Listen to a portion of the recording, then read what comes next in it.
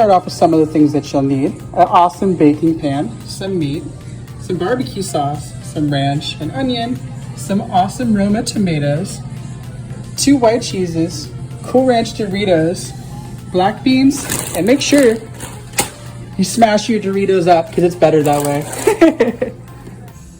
Totally set your oven to 425 when you start, and let's push start and turn it on.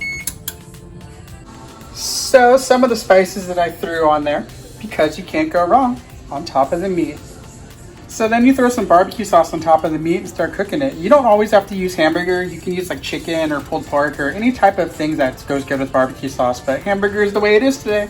So you want to chop it up, mix it all around, get all the sauce and all the other spicy goodness all mixed into it. So I'll put you back when it's done. So then you want to start building layers. You throw some of the crunched up Doritos in here and then start building. Threw that pepper jack on top of the chips, and then it's on to the next one, which is gonna be the beans. Awesome black beans. Threw the beans down. Now I'm starting to cover it with some of that yummy barbecued meat. Then you want to throw even more of those yummy Cool Ranch Doritos on there. See how crunched up they are too? It generally takes the whole bag of Doritos too, so don't be shy with them. Just make sure you have enough for the second layer up here. Then you're gonna want to cut yourself up some onions, so make sure your knife is super sharp and cuttable.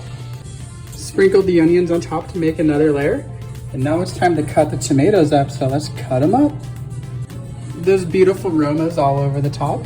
And we're almost done, we got a couple more steps left. I love jalapenos, so I always add some on top for more of a little kick.